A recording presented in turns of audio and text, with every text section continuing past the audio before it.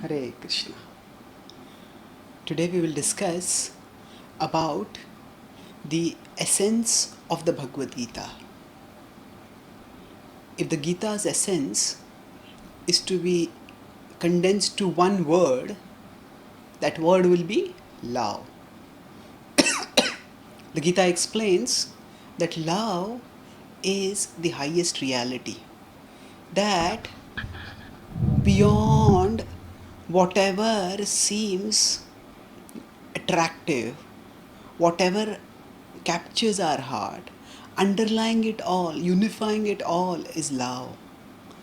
And love is the deepest longing of our heart. And the Bhagavad Gita explains that what is the deepest longing of our heart is also the deepest reality of life.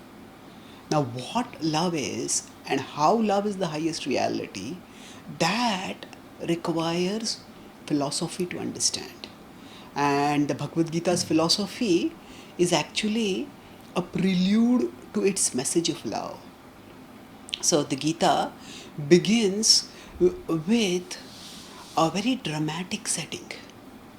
There is a terrible fratricidal war between the Kauravas and the Pandavas, two sets of cousins, which is about to take place on the battle of Kurukshetra. And in this battlefield, the Bhagavad Gita's message unfolds. Arjuna, who is about to fight the war, and he is the foremost commander, foremost fighter on the side of the Pandavas, who are virtuous and who are fighting the Kauravas, who are vicious. Arjuna, on seeing how warriors have assembled on both sides and how these warriors are actually related to him and related to each other, and he sees almost 7 generations of relatives going up to his great grandfather down to his grandsons. So when he sees this, he starts feeling, oh, what a colossal fratricide is about to happen here, and how can I endure it? How can I be a cause of it? And with this understanding, he gives various reasons why he should not fight. And he puts aside his bow. He has raised his bow to fight, but by the end of the first chapter, he puts aside his bow. Visrujya sasaram chapam shokasam vignamanasaha. And it is at this point that Bhagavan Shri Krishna, who is the Supreme Lord, descended in the world as a avatar, as a divine descent, starts speaking. And he starts his spiritual wisdom, starts sharing it from the 10th verse of the 2nd chapter onwards. And intermittently Arjuna asks questions and Krishna gives answers. And by the end of the Gita, the last verse describes Yatra Yogeshwara Krishno Yatra Partho Dhanurdhara Tatra Shrir Vijayo Bhutir Dhruvani Tirmatir Mama. So Yatra Yogeshwara Krishno, that where there is Krishna, who is the supreme mystic, and where there is Arjuna, who is the supreme archer, Yatra Partho Dhanurdhara Tatra Shrir Vijayo Bhutir, there will be wealth, there will be victory, there will be all opulence over there. Dhruvani tir matir mama. This is my understanding of Arjuna. Now, this is Sanjay is speaking this to Dhritarashtra. So the Bhagavad Gita is spoken at two different. Its narrative frame has two nested conversations. It begins with the Dhritarashtra asking and Sanjay answering. And then Sanjay is reporting the conversation that is happening at Kurukshetra between Krishna and Arjuna. So the point is 18.78 in the Bhagavad Gita is stating that Arjuna has lifted up his bow. That means Arjuna has become ready to fight. And this, from discouragement to confidence. The discouragement as symbolized by Arjuna's putting aside his bow, and his encouragement, his confidence, as is represented by Arjuna's picking up the bow. That is a graphic demonstration of the transformative power of love. The Bhagavad Gita's message of love can transform us from disillusionment to enlightenment, from diffidence to confidence, from confusion to determination, as it did to Arjuna. So the Gandiva's Arjuna's bow, which was a celebrated bow named Gandiva, represents at a generic level our determination to do the right thing in the face of overwhelming obstacles. And that determination can often get lost. But when we meditate on the timeless spiritual wisdom of the Gita, then we get strength to we get to again resume our duty to do the right thing.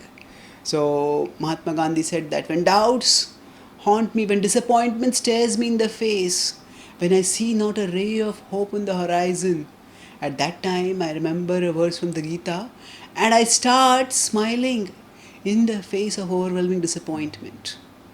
So those who meditate on the verses of the Gita will derive fresh insights from it, fresh wisdom from it every day. So the Bhagavad Gita, what does it tell us by which it can bring about such transformation, such encouragement, such illumination as happened to Arjuna? At one level, now Arjuna's arguments may seem reasonable. Oh, why should one fight against one's relatives for some property? Isn't it better that to be peaceful?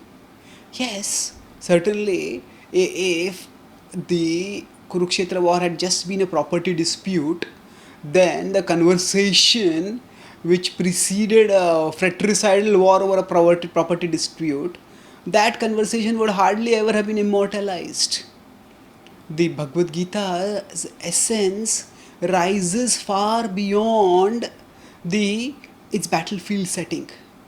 Yes, the battlefield is the setting in which the Gita's message is spoken, but the setting is not the substance.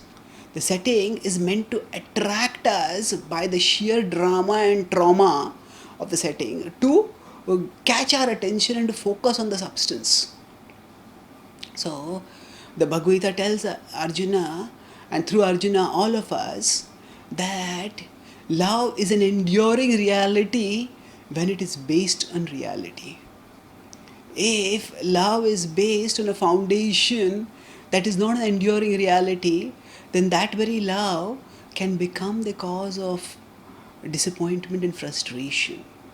So the Bhagavad Gita begins by telling Arjuna, oh, you are affectionate towards your relatives, towards your elders.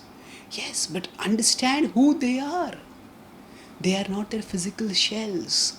They are their spiritual selves.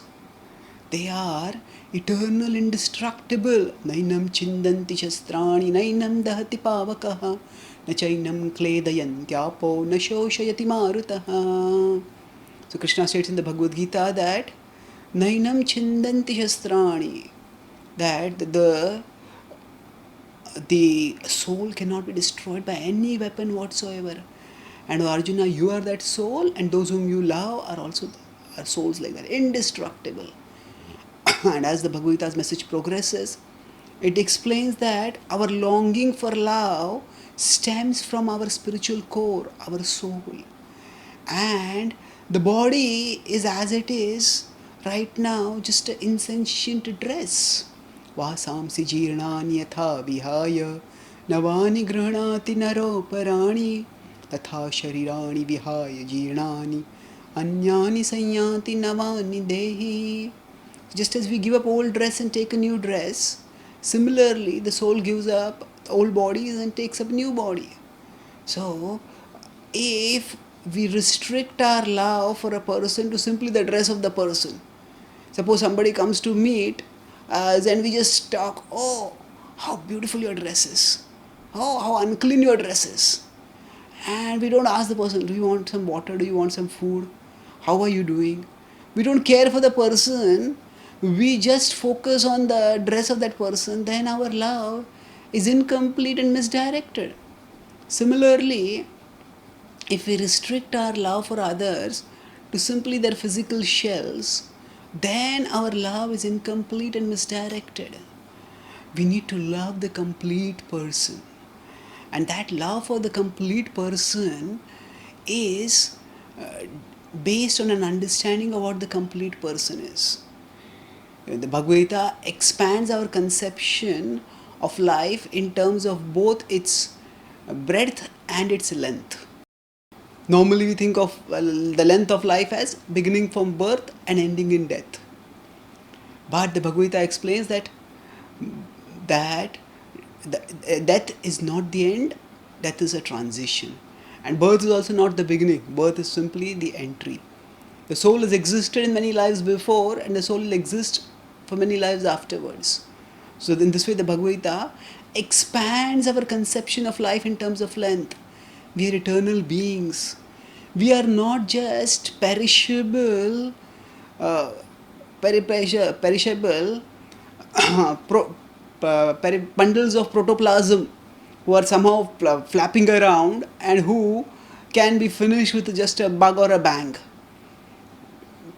No, we are indestructible beings.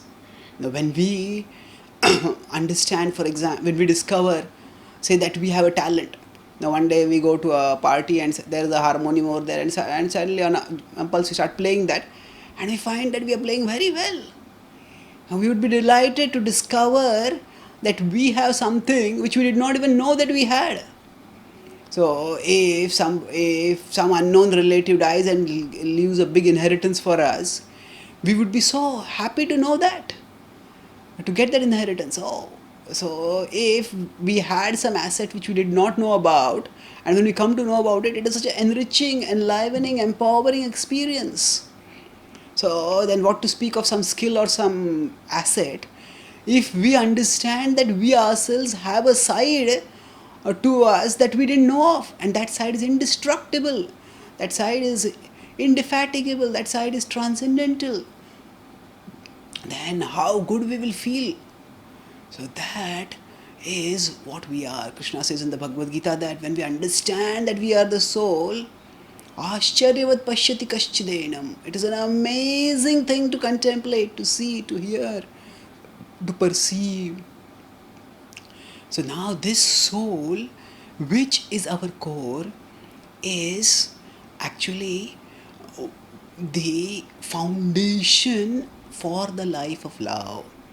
So when we understand our spiritual identity and we understand that our identity as a soul is indestructible and our longing for love comes from that soul, then we can direct that longing in the eternal realm where it can find lasting fulfillment. Thank you. We'll continue in our next session on the further teachings of the Gita. Hare Krishna.